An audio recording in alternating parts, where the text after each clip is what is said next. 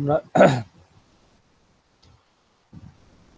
আজ জিমেলের একেবারে যে লাস্ট পোর্শনটুকু আছে আর কিছু ফিলোসফি অফ মানি সেটুকু আমরা জানবো আজকে। হ্যাঁ, তার আগে আমি ট্র্যাজেডি অফ কালচারটা আরেকবার বলে নিই, বা তারপর আমি সেটাতে ফিলোসফি মানিতে যাবো, কারণ দুটো রিলেটেডই। তো আমরা জেনেছি আগের দিন জেনেছি যে সাবজেক্টিভ কালচার কি আর অবজেক্টিভ কালচার কি। সাবজেক্টিভ কালচার বলতে জিমেল বুঝিয়েছেন যে ক্রিয়েটিভ এবিলিটি, অর্থাৎ আমাদের বা একজন ইন্ডিভিজুয়ালের তার যে সৃজনশীল ক্ষমতা সেটা হচ্ছে সাবজেক্টিভ কালচার, বা সৃজনশীল ক্ষমতা দ্বারা সে যে প্রডিউস করছে। তুমি একটা বই লিখছো, তুমি একটা গান লিখছো, তুমি একটা ড্রয়িং করছো, হোয়াট এভার, তুমি যেটা তোমার ক্রিয়েটিভ এবিলিটি দ্বারা, তোমার সৃজনশীল শক্তি দ্বারা বা তোমার সৃজন শক্তি দ্বারা যা কিছু তুমি প্রডিউস করছো, উৎপাদন করছো, সেটা হচ্ছে মানুষের সাবজেক্টিভ কালচার। ঠিক আছে? এবং জিমেল বলছেন যে এই যে সোশ্যাল রিয়েলিটি বা এই যে মডার্ন ওয়ার্ল্ড, এই আধুনিক বাস্তবতায় এই সাবজেক্টিভ কালচার অসহায় হয়ে পড়ে অবজেক্টিভ কালচারের কাছে। অবজেক্টিভ কালচার কি? আর সেটা যখন মার্কেটে চলে যাচ্ছে, তার উপর যখন একটা ভ্যালু অ্যাড হচ্ছে একটা, তখন সেটা অবজেক্টিভ কালচারে পরিণত হচ্ছে। এবং এই অবজেক্টিভ কালচার একটা আলাদা এক্সিস্টেন্সই রয়েছে, সেটা আমাদের হাতের বাইরে চলে যায়। এবং অবজেক্টিভ কালচার দ্বারা আমরা ডমিনেটেড হই। অর্থাৎ তিনি বলছেন যে এই আধুনিক বা মডার্ন ওয়ার্ল্ডে, আধুনিক বিশ্বে, আধুনিক বাস্তবতায় মানুষ তার সৃজন শক্তি তারা যেটা উৎপাদন করছে, অর্থাৎ মানুষের উৎপাদিত দ্রব্য আর আমাদের মানুষের কন্ট্রোলে থাকে না, বরং সেটা দ্বারা আমরা কন্ট্রোল হই। তিনি বলছেন যে আমরা ব্যুরোক্রেসি তৈরি করেছি, আমরা টেকনোলজি তৈরি করেছি, আমরা ইলেকট্রিসিটি তৈরি করেছি, কিন্তু এগুলো আর আমাদের হাতের মধ্যে নেই, এগুলো আমাদের হাতের বাইরে চলে গেছে, এবং আমরা এগুলোকে আর নিয়ন্ত্রণ করতে পারি না, বরং ওইগুলো দ্বারা আমরা নিয়ন্ত্রিত হই। ইলেকট্রিসিটিকে আমরা নিয়ন্ত্রণ করতে পারি না, বরং ওটা দ্বারা আমরা নিয়ন্ত্রিত হচ্ছি। ঠিক আছে? এই যে ধরো এই যে ইন্টারনেট পরিষেবা, এটা আমরা তৈরি করেছি, মানুষের ক্রিয়েটিভ এবিলিটি তৈরি করেছে, কিন্তু আজকে সমস্ত কিছু ধরো এই ক্লাস ডিপেন্ড করছে ইন্টারনেট ফেসিলিটিসের উপর, তাই তো? আজকে ইন্টারনেট ওয়াইফাইটা কানেক্ট হচ্ছিল না বলে ক্লাসটা তোমাদের 10 মিনিট লেট হলো। অর্থাৎ আমরা আমাদের সৃজন শক্তির বা আমরা আমাদের প্রোডাক্ট যে প্রোডাকশন আমরা তৈরি করছি, যে প্রোডাক্ট তৈরি করছি, সে প্রোডাক্টটার দ্বারা ডমিনেটেড হচ্ছি। আমরা আমাদের উৎপাদিত দ্রব্যের দাসে পরিণত হচ্ছি। এটাকে জিমেল বলেছেন ট্র্যাজেডি অফ কালচার। এই অবজেক্টিভ কালচার একটু বিভিন্ন তোমার মিনস অফ ট্রান্সপোর্ট হতে পারে, সায়েন্স হতে পারে, টেকনোলজি হতে পারে, হোয়াট এভার, যেগুলো হিউম্যান প্রডিউস, যেগুলো হিউম্যানরা আমরা তৈরি করছি, সে সমস্ত কিছু হচ্ছে অবজেক্টিভ কালচারে পরিণত হচ্ছে। ঠিক আছে? এবং আমাদের যে এবিলিটি আছে যে আমাদের ক্রিয়েটিভ কালচারকে বা সাবজেক্টিভ কালচারকে রেইফাইড করা এবং সেটাকে রেইফিকেশনের মধ্য দিয়ে অবজেক্টিভ কালচারে পরিণত করা। ঠিক আছে? এবং অবজেক্টিভ কালচার যখনই পরিণত হচ্ছে, তখন সেগুলো আমাদেরকে কন্ট্রোল করছে, সেগুলোর দ্বারা আমরা ডমিনেটেড হচ্ছি। ঠিক আছে? এবং জিমেল বলছেন যে যে এই যে বা মডার্ন সিটিস গুলো রয়েছে, যে আধুনিক বড় বড় শহর রয়েছে, যে মেট্রোপলিটন সিটি রয়েছে, সেটা হচ্ছে অবজেক্টিভ কালচারের জন্য সব থেকে জেনুইন এরিয়া। সেখানে অবজেক্টিভ কালচার আরো ব্যাপকভাবে বিস্তার লাভ করছে। ক্লিয়ার? যে এই মডার্ন সিটি বা যেটা মেট্রোপলিটন সিটি রয়েছে, বড় বড় শহর, বড় বড় নগর বা মহানগর যেগুলোকে বলছি, সেই সমস্ত জায়গায় অবজেক্টিভ কালচার আরো ব্যাপকভাবে বিস্তার লাভ করছে। এটা হচ্ছে অবজেক্টিভ কালচারের জন্য জেনুইন এরিয়া। ক্লিয়ার? এখানে এখানে মানি ইকোনমি বিস্তার করছে, এখানে সবকিছু ক্যালকুলেটিভ, সবকিছু লাভ ক্ষতির দ্বারা বিবেচনা হচ্ছে। এখানে জিমেল যেটা দেখিয়েছেন যে ছোট শহরে এক ধরনের পার্সোনাল ফিলিংস থাকে, ছোট শহর, গ্রাম, সেখানে এক ধরনের পার্সোনাল ফিলিংস রয়েছে, সেখানে ইমোশনস রয়েছে। বড় শহরে এগুলো থাকে না, বড় শহরে সবকিছু অবজেক্টিফাইড হয়ে যাচ্ছে, বড় শহরে সবকিছু অবজেক্টিভ কালচার দ্বারা ডমিনেটেড হচ্ছে। এখানে ইমপার্সোনাল ডিপেন্ডেন্সি বেড়ে যাচ্ছে, এখানে ব্যক্তিগত ফিলিংস কম, এখানে সবকিছু ক্যালকুলেশনের দ্বারা হচ্ছে, সবকিছু পিওর ম্যাথামেটিক্স দ্বারা ডিটারমাইন হচ্ছে। তুমি কার সাথে সম্পর্ক রাখবে, তুমি কার সাথে সম্পর্ক রাখবে না, সেটা ডিপেন্ড করছে লাভ ক্ষতির দ্বারা। অর্থাৎ তোমার যদি তার কাছ থেকে কিছু পাওয়ার থাকে, তোমার যদি তার কাছ থেকে কিছু তার সাথে যদি একটা দেওয়া নেওয়ার সম্পর্ক থাকে তবেই তুমি তার সাথে সম্পর্ক রাখছো, এইদার রাখছো না। ক্লিয়ার?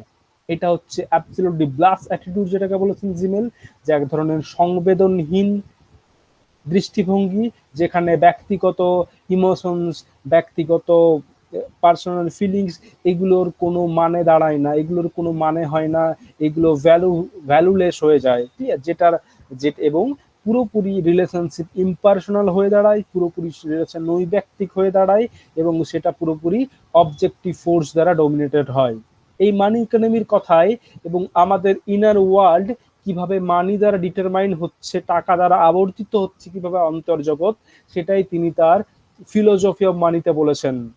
তার যে ফিলোসফি অফ মানি যে প্রবন্ধ বা তার সে আলোচনাতে দেখিয়েছেন যে যে আধুনিক বিশ্বে বা এই যে মেট্রোপলিটন সিটি বলছি, বা এই যে সিটি কালচার যেটাকে বলছি আমরা, যে বড় বড় শহরের যে সংস্কৃতি, সেটা কিভাবে সেখানে সেখানে আমাদের ইনার ওয়ার্ল্ড, সেখানে আমাদের অন্তর্জগৎ কিভাবে টাকা দ্বারা আবর্তিত হয়। তিনি বলছেন যে আগে মানুষ বেঁচে থাকার জন্য টাকা পয়সা ছিল, বেঁচে থাকার জন্য তোমাকে টাকা পয়সা উপার্জন করতে হবে, এখন টাকা পয়সার জন্য বেঁচে থাকা হয়ে গেছে, সবকিছু টাকা দ্বারা ডিটারমাইন হচ্ছে। টাকা না, এর আগে কি ছিল না, না এর আগে ছিল ধরো যখন বাটার এক্সচেঞ্জ ছিল, অর্থাৎ দ্রব্যের বিনিময় ছিল, তখন কিন্তু এই এক্সচেঞ্জটা বা বিনিময় প্রথাটা লিমিটেড ছিল, টাকা সেটাকে ইউনিভার্সাল রূপে পরিণত করছে। তুমি টাকার দ্বারা যে কোনো কিছু যে কোনো জায়গায় বসে কিনে নিতে পারো। ক্লিয়ার? টাকার দ্বারা তুমি যে কোনো জায়গায় যে কোনো কিছু কিনে দিতে পারো।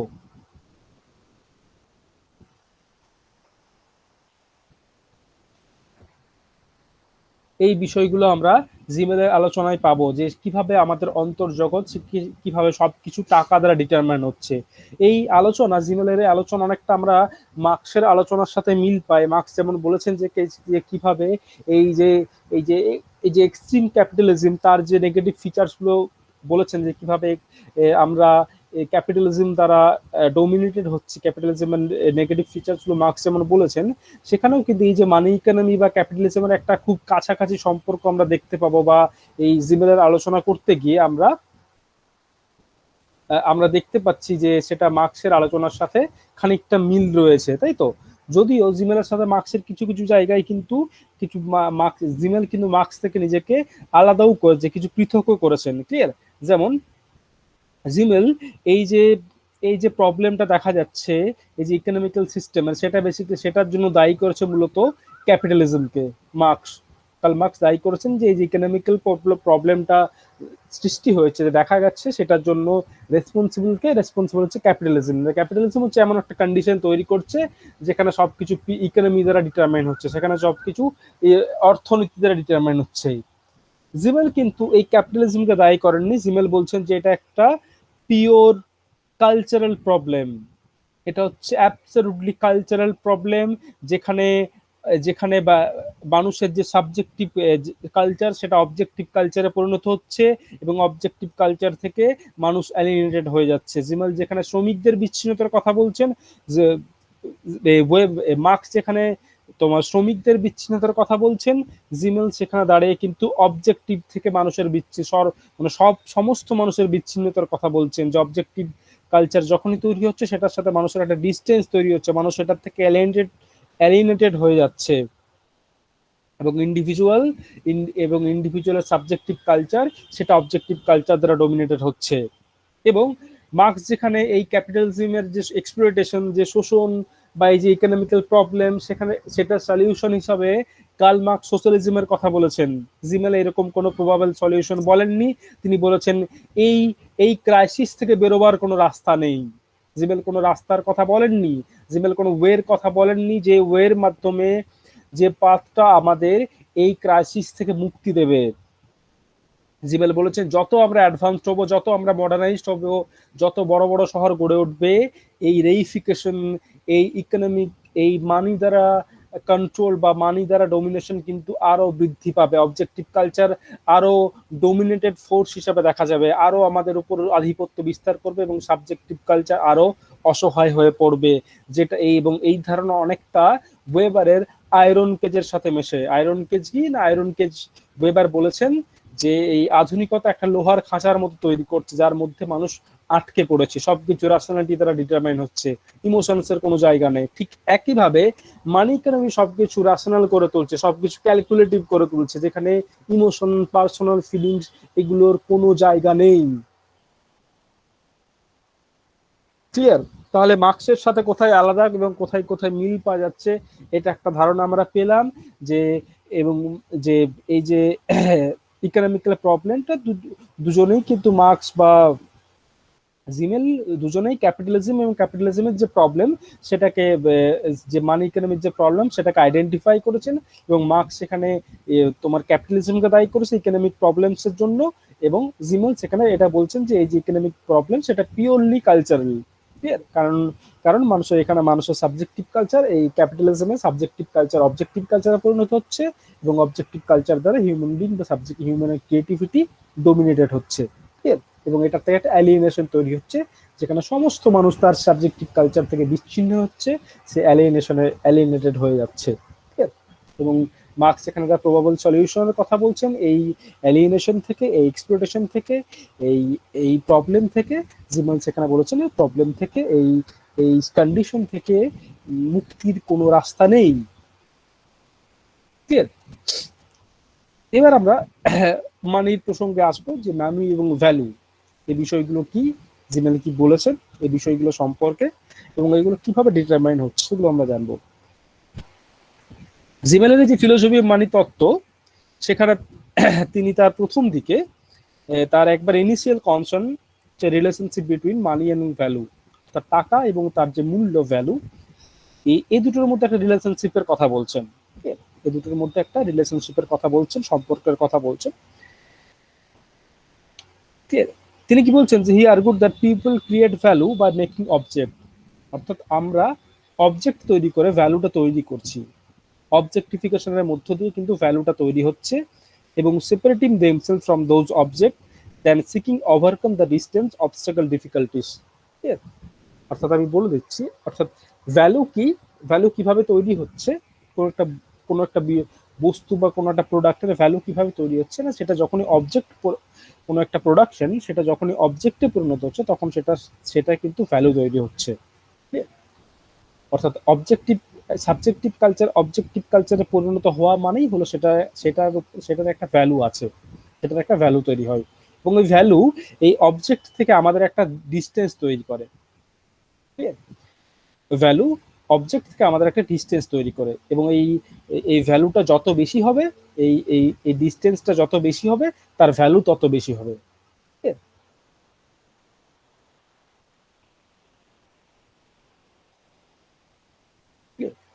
যেমন ধরো একটা এক্সাম্পল দিয়ে বলছি, ধরো যে বললাম যে আমরা ভ্যালু তৈরি করছি, ভ্যালু তৈরি হচ্ছে কিভাবে, যখন অবজেক্ট তৈরি হচ্ছে। তুমি একটা বই লিখলে, তুমি একটা বই লিখলে, সেটা পিওরলি তোমার সাবজেক্টিভ কালচার। এবার সেই বইটা যখনই মার্কেটে চলে যাচ্ছে, তখন তারা কিন্তু একটা ভ্যালু তৈরি হচ্ছে, তার একটা ভ্যালু থাকছে, মূল্য থাকছে, এবং ভ্যালুটা এবং ওই যে মূল্য, ভ্যালু অ্যাড হচ্ছে সেটার সাথে, এই ভ্যালুটা অ্যাড হওয়ার মানেই হলো সেটার সাথে তোমার একটা ডিস্টেন্স তৈরি হচ্ছে, এবং এই ডিস্টেন্সটা অতিক্রম করা যতটা ডিফিকাল্ট তোমার জন্য হয়, সেই বস্তুর ভ্যালু তত বেশি। যেমন ধরো, ধরে নিলাম যে আমাদের সবার কাছে মোটামুটি ধরো স্যামসং হোক, এমআই হোক, মোটরোলা হোক, ভিভো বা এই সমস্ত কিছু ফোন রয়েছে, তাই তো? তাহলে এই ফোনগুলোর একটা ভ্যালু রয়েছে মার্কেটে, এবং ওই ভ্যালুটা আমরা অতিক্রম করতে পারি, এবং ভ্যালু এই একটা ডিস্টেন্স আছে এই বস্তুর সাথে। এবং আবার আইফোন, তার একটা ভ্যালু আছে, তার একটা ডিস্টেন্স রয়েছে। এবং আইফোনটা আমাদের কাছে এই ফোনগুলোর থেকে বেশি ভ্যালুয়েবল কেন, না আইফোনের ডিস্টেন্সটা অতিক্রম করা আমার কাছে বেশি ডিফিকাল্ট। এবং ওই ভ্যালুটা ডিটারমাইন হচ্ছে মানি দ্বারা, which is very important. Gmail বলছেন যে একটা বস্তুর ভ্যালু তৈরি হচ্ছে মানি দ্বারা, সেটার কত টাকা দাম। আইফোনের ভ্যালু বেশি কেন বেশি না, আইফোন বেশি দাম সেটার। তুমি একই ফিচার্স অন্যান্য ফোনে পেয়ে যাবে, কিন্তু আইফোন তার কিছু ফিচার্সের জন্য তার দাম যেহেতু বেশি, তার সেটার ভ্যালু বেশি। তার কিছু কোয়ালিটি আছে, কোয়ালিটি আছে অবশ্যই, কিন্তু জিমেল দেখাচ্ছেন যে এই যে মডার্ন সিটিতে বা মডার্ন কালচারে কোয়ালিটি কোয়ান্টিটিতে পরিণত হচ্ছে। অর্থাৎ যেটা বললাম যে ভ্যালু বস্তুকে আমাদের থেকে দূরে সরিয়ে দিচ্ছে।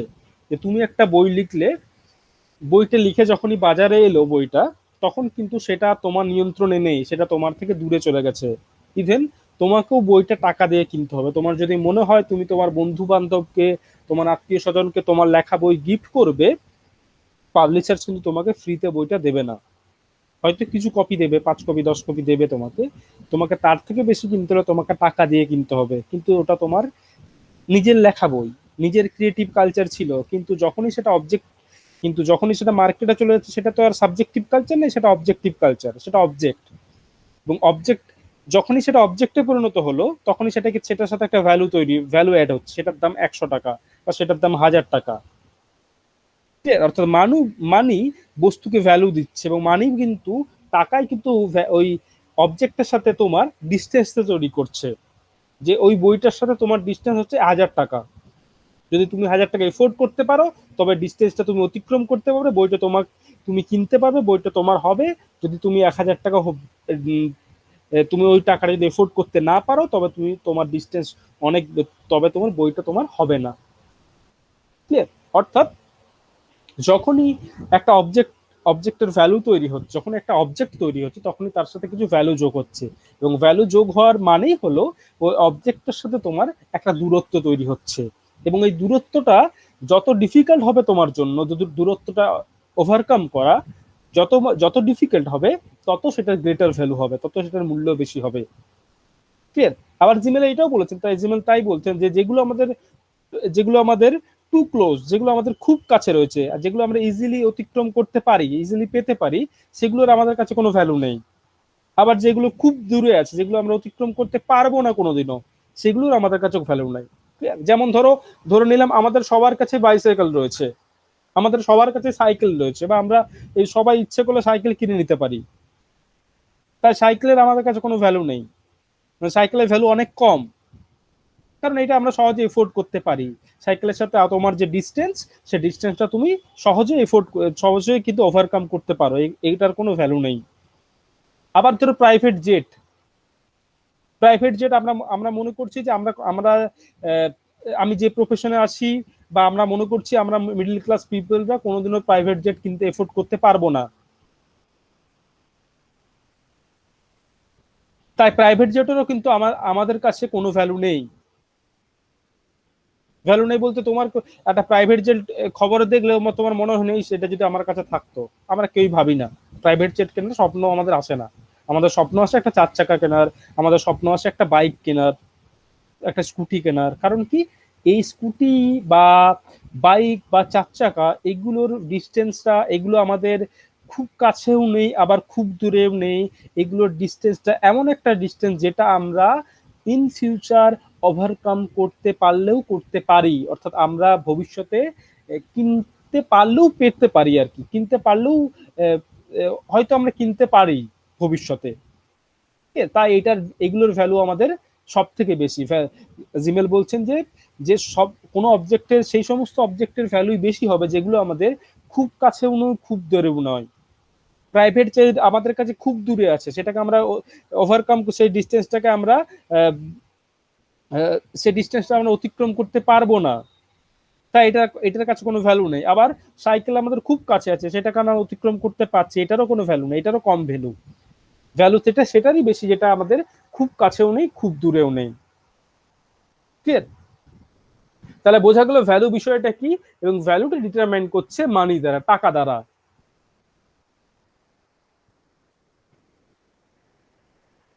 অর্থাৎ এই যে ইকোনমিক রিলেম বা ইকোনমিক বা যে এই যে অর্থনীতি ব্যবস্থা, এই অর্থনীতি ব্যবস্থায় মানি অবজেক্টের সাথে ইন্ডিভিজুয়াল ডিস্টেন্স তৈরি করছে, যে একটা অবজেক্টের সাথে ইন্ডিভিজুয়াল ডিস্টেন্স সেটা তৈরি হচ্ছে, সেটা ডিটারমাইন হচ্ছে কি দ্বারা? মানি দ্বারা।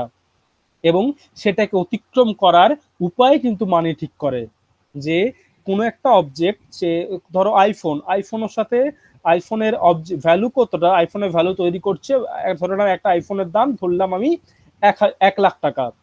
তার আইফোনের ভ্যালু হচ্ছে নির্ধারণ হচ্ছে ওই মানি দ্বারা, টাকা তার ভ্যালুটা তৈরি করছে, এটার দাম 1 লাখ টাকা।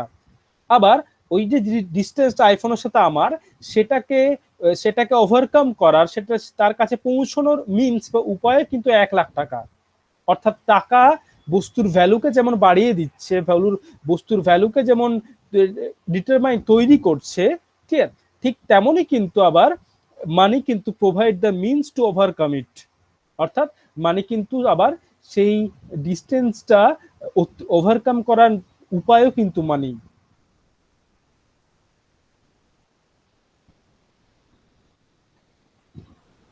অর্থাৎ টাকা বস্তুর ভ্যালু তৈরি করছে, সেটাকে দূরে সরিয়ে রাখছে, এবং সেটা অতিক্রম করার উপায় টাকা। যদি তোমার টাকা থাকে তবে তুমি কিনতে পারবে, যদি তোমার টাকা না থাকে তাহলে তুমি কিনতে পারবে না। ক্লিয়ার? জিমেল বলছেন যে টাকার যে সবকিছু নেগেটিভ দিক আছে তার এমন কোনো ভাবার কারণ নেই, যে মানি ইকোনমির অনেক পজিটিভ দিকও আছে। ঠিক আছে? যেমন কি না, মানি ইকোনমি সমস্ত অব্লিগেশন থেকে মুক্তি দেয়। যে আগে এই যে কনজামশন বা ভোগের ব্যাপার একটা রিলিজিয়াস ব্যাপার ছিল, যে শুধুমাত্র ব্রাহ্মণেরা এই কাজগুলো করতে পারবে। ফিউডাল সোসাইটিতে ছিল যে শুধুমাত্র জমিদারেরা এটা পারবে। কাস্ট ব্যবস্থা বা কাস্ট ব্যবস্থা দেখা যাচ্ছে শুধু ব্রাহ্মণেরা এই সমস্ত আমোদ প্রমোদের সাথে যুক্ত হতে পারবে, রাজারাই পারবে, বাকিরা পারবে না। দাস সমাজে স্লেভ ছিলেন, বংশ পরম্পরাই ছিলেন। এই সমস্ত অব্লিগেশন থেকে মানি মুক্তি দিচ্ছে। অর্থাৎ মানির কাছে রিলিজিয়ন, কাস্ট এইগুলো কোনো ব্যারিয়ার নয়। If you have money you can buy anything. যদি তোমার টাকা আছে তুমি সমস্ত কিছু কিনতে পারো, সেখানে রিলিজিয়ন কোনো ম্যাটার করবে না, সেখানে কাস্ট কোনো ম্যাটার করবে না, সেখানে রিজিয়ন কোনো ম্যাটার করবে না। তুমি যদি একটা পিজা খেতে যাও, তোমার কাস্ট কেউ জিজ্ঞাসা করবে না, তোমার রিলিজিয়ন কেউ জিজ্ঞাসা করবে না, তুমি গ্রাম থেকে এসেছো না শহর থেকে এসেছো কেউ জিজ্ঞাসা করবে না। যদি তোমার টাকা থাকে তুমি ম্যাকডোনাল্ডসে খেতে পারো, যদি তোমার টাকা থাকে তুমি অন্য কোথাও খেতে পারো। অর্থাৎ এবং তোমার টাকা থাকলে তুমি যা কিছু তোমার যা পছন্দ তুমি সেটাই কিনতে পারো। অর্থাৎ মানি এই চয়েস অফ গুডস কে বাড়িয়ে দেয়। যে ব্যক্তির তোমার পছন্দের তোমার যে চয়েস অফ গুড, তোমার পছন্দের তালিকাটা বাড়িয়ে দিচ্ছে। সেখানে কোনো ক্রাইটেরিয়া থাকে না মানি ছাড়া। সেখানে একটাই ক্রাইটেরিয়া, তোমার কেনার কাছে তোমার এফোর্ডের দ্য এবিলিটি টু এফোর্ড, তোমার এফোর্ড করার সামর্থ্য, তুমি সেই টাকাটা এফোর্ড করতে পারো কি পারো না। যদি তুমি পারো তাহলে তুমি সেটা কিনে নিতে পারো, হোয়াট এভার দ্য প্রোডাক্ট ইস, যে কোনো প্রোডাক্ট তো পারে। অর্থাৎ মানি এই সমস্ত অব্লিগেশন থেকে মুক্তি দেয় মানুষকে। মানি মানুষের চয়েস অফ গুডস কে বাড়িয়ে দেয়, মানুষ এক ধরনের ফ্রিডম দেয়। মানে টাকা একদিকে ব্যক্তিকে স্বাধীনতা দেয়, আরেকদিকে আবার স্বাধীনতা কেড়েও নেয়। এখানে স্বাধীনতার অর্থও কিন্তু ভিন্ন। স্বাধীনতা বলতে যে তুমি কার সাথে সম্পর্ক রাখবে, কোন কোন তোমার পেরিফেরিতে কোন সার্কেলে তুমি মিশবে, সেটা বাছার স্বাধীনতা। ঠিক আছে? তো এগুলো বললাম, এগুলো মানির পজিটিভ দিক। এবার আমরা জানবো যে এই যে টাকা ভ্যালু তৈরির পাশাপাশি টাকা কিন্তু একটা রেইফিকেশন করছে, এবং এই এই টাকা যখনই বস্তুর ভ্যালু তৈরি করছে, ভ্যালু তৈরির সাথে সাথে এটা একটা মার্কেট ইকোনমি ডেভেলপে কিন্তু সাহায্য করছে। যে হিউজ একটা মার্কেট ইকোনমি, সবকিছু বাজার থেকে কিনতে পারে, এই যে এক্সটেন্ডেড মার্কেট, এইটা তৈরি করছেও কিন্তু টাকা বা মানি। ক্লিয়ার? এবং রেইফিকেশন বিষয়টা কি না, রেইফিকেশন হচ্ছে না, জিমেল বলছেন যে যে money provides the means by which this entities actuates life for of their own. অর্থাৎ মানি এই যে অবজেক্টগুলো তৈরি করছে, অবজেক্টের মধ্যে একটা জীবন দিচ্ছে, একটা লাইফ দিয়ে থাকে। যে অবজেক্টটা তোমার বাইরে অবস্থান করে, যেটাকে তুমি কন্ট্রোল করতে পারো না, বরং ওটা তোমাকে কন্ট্রোল করতে পারে। তুমি অর্থাৎ আমরা সারা জীবনে আইফোন কিনতে পারি না পারি আইফোনের ভ্যালু আছে।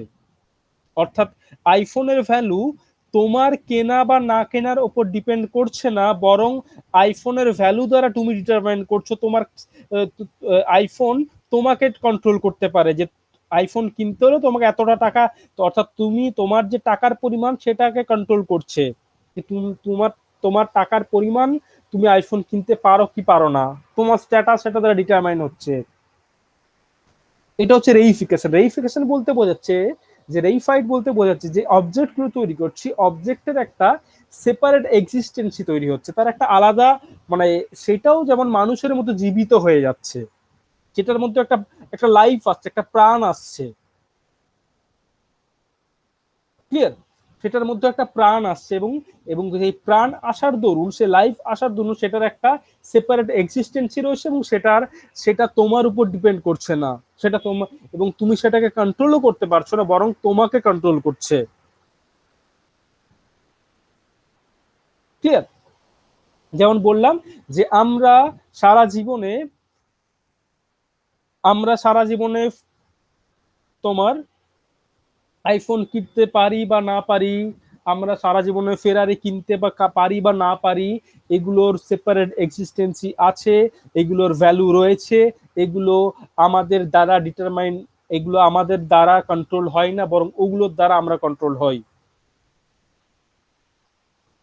যে আমি আজকে যদি আমার সেই পরিমাণ টাকা হয়, আজকে যদি আমি সেই পরিমাণ টাকা এফোর্ড করতে পারি, আমি ওই সোসাইটিতে আমার বা এই যে মডার্ন সোসাইটিতে স্ট্যাটাস মেনটেনের জন্য আমি একটা আইফোন কিনে নিচ্ছি, আমি একটা প্রচুর দামি গাড়িতে চড়ছি। অর্থাৎ ওই গাড়ি বা ওই ওই দামি মোবাইল সেটা আমাকে আমাকে কন্ট্রোল করছে, আমি ওটা কন্ট্রোল করতে পারছি না। এটা হচ্ছে রেইফিকেশন। রেইফাইড ওয়ার্ল্ড তৈরি করছে একটা মানি ইকোনমি। টাকা একটা রেইফাইড ওয়ার্ল্ড তৈরি করছে, যে ওয়ার্ল্ডের ওই যে ওয়ার্ল্ডে অবজেক্ট গুলোর একটা লাইফ রয়েছে, অবজেক্ট গুলোর একটা সেপারেট এক্সিস্টেন্সি রয়েছে এবং সেটা হিউম্যান বিং এর উপর ডিপেন্ডেন্ট নয়, সেটার ভ্যালু আছে, সেটা আমরা কোনোদিন কিনি বা না কিনি তার একটা ভ্যালু রয়েছে, বরং আমরা সেগুলোর দ্বারা ডমিনেটেড হচ্ছি। এবং এখানে মানি এক ধরনের অবজেক্টিভ প্র্যাকটিস তৈরি করছে, যেটা পিওরলি মোস্ট লজিক্যাল এবং পিওরলি ম্যাথামেটিক্যাল নর্মস দ্বারা পরিচালিত হচ্ছে, সবকিছু টাকা পয়সা দ্বারা হিসাব নিকাশ হচ্ছে, সবকিছু লাভ ক্ষতি দ্বারা হিসাব নিকাশ হচ্ছে, সেখানে পার্সোনাল ফিলিংস ইমোশনস এইসবের কোনো জায়গা নেই। এবং মানি সমস্ত কোয়ালিটিকে কোয়ান্টিটিতে পরিণত করে। তোমার কোয়ালিটি কি, তুমি কতটা শিখেছো, কতটা জানো, তুমি কত ভালো মানুষ, এগুলো কোনো মানেই রাখবে না যদি না তুমি ভালো টাকা ইনকাম করো। আগে তোমাকে দেখবে যে একটা মানুষ তার স্ট্যাটাস তৈরি হচ্ছে সোসাইটিতে, তার তার যে ইমেজ সেটা তৈরি করছে তার প্রফেশন দ্বারা, প্রফেশনের যে গ্ল্যামার সেটাও তৈরি হয় কিন্তু অ্যাকচুয়ালি টাকা দ্বারা, যে এই প্রফেশনের টাকা বেশি তাই ওর গ্ল্যামার বেশি, তাই এটাকে লোকে বেশি বেশি ভালো বলছে। অর্থাৎ এখানে কোয়ালিটির কোনো কোনো দাম নেই, সমস্ত কোয়ালিটি কোয়ান্টিটিতে পরিণত হচ্ছে।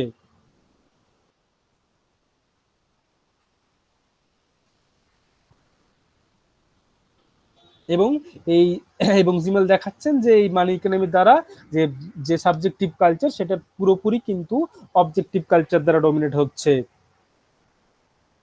জিমেল মানি ইকোনমির বিভিন্ন নেগেটিভ সাইডের কথা বলছেন, যে এই মানি ইকোনমি যে নেগেটিভ সাইড কি বলছেন না, জিমেল যেটা বললাম যে আগে বেঁচে থাকার জন্য টাকা পয়সা ছিল, যে তোমাকে বেঁচে থাকতে হলে তোমাকে টাকা পয়সা রোজগার করতে হবে, টাকা পয়সা থাকতে হবে। এখন টাকা পয়সার জন্য বেঁচে থাকা হয়ে দাঁড়িয়েছে।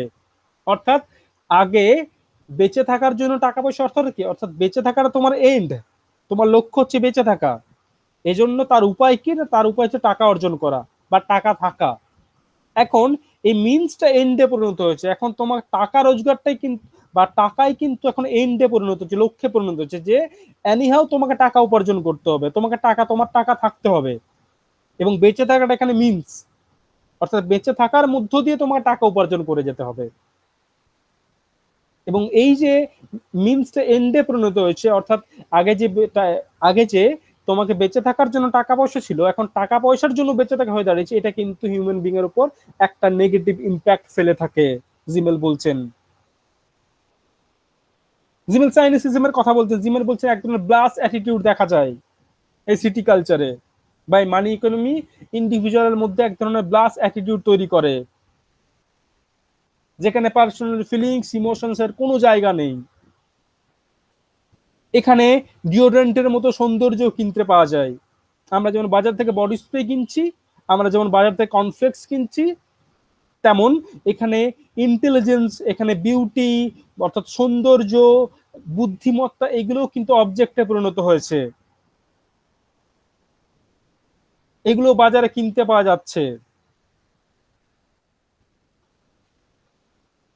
অর্থাৎ টাকা সবকিছুকে একটা একটা একটা একটা বিনিময়যোগ্য অবজেক্টে পরিণত করেছে।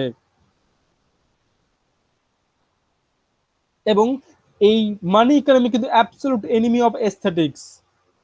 সমস্ত শিল্পের জন্য, সমস্ত কাব্যের জন্য এই মানি হচ্ছে একটা শত্রু, এনিমি বলছে, অ্যাবসলিউট এনিমি। অর্থাৎ টাকা সমস্ত শিল্পকে, সমস্ত কিছুকে ধ্বংস করে দেয়। এখানে শিল্পের কোনো মানে নেই, এখানে যেটার মানে দাঁড়ায় সেটা হচ্ছে টাকা, সেটার ভ্যালু কতটা। তুমি খুব ক্রিয়েটিভ কিছু একটা তৈরি করলে, তুমি খুব ক্রিয়েটিভ ড্রয়িং করছো, তুমি খুব ক্রিয়েটিভ লেখালেখি করছো, সেটার কোনো মানেই দাঁড়াবে না সেটা যদি অবজেক্টিভ কালচার না হয়, সেটা যদি না বাজারে বিক্রি হয়। ক্লিয়ার? অর্থাৎ এই ব্লাস অ্যাটিটিউড সমস্ত ক্রিয়েটিভিটিকে ধ্বংস করে দেয়, সমস্ত কিছুকে একটা জায়গায় নামিয়ে এনে সেটা হচ্ছে অ্যাবসলিউট মানি। এবং এই মানি ইকোনমি একটা ইম্পার্সোনাল রিলেশনসকে প্রমোট করে। এখানে পার্সোনাল ফিলিংস এর কোনো জায়গা নেই, এখানে পার্সোনালিটি, এখানে ইন্টেলিজেন্সি, এই সমস্ত কিছুর কোনো, এই সমস্ত ভ্যালুলেস হয়ে যায়, এখানে পজিশনের সাথে সম্পর্ক গড়ে ওঠে। এবং আমরা সেই মানুষটা সম্পর্কে জানিও না। যে তুমি ব্যাংক ম্যানেজারের সাথে কথা বলছো একটা লোনের বিষয়ে, বা ব্যাংকে টাকা রাখার জন্য ব্যাংক ম্যানেজারের সাথে সম্পর্ক গড়ে উঠছে, ব্যাংক ম্যানেজারের পার্সোনালিটি সম্পর্কে তোমার কোনো আইডিয়াই থাকবে না। তার সাথে তোমার সম্পর্ক যতদিন তিনি ওই ব্যাংক ম্যানেজার থাকবেন ততদিন। অর্থাৎ এখানে ব্যক্তির পজিশনসের সাথে সম্পর্ক গড়ে উঠছে। গ্রামে যেটা দেখা যেত না, গ্রামে কি একটা পার্সোনাল সম্পর্ক থাকতো, ব্যক্তিগত সম্পর্ক থাকতো,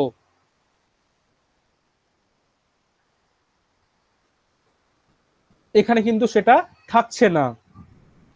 এখানে পিওরলি পজিশনের দ্বারা সম্পর্ক গড়ে উঠছে, পুরোটাই ক্যালকুলেটিভ।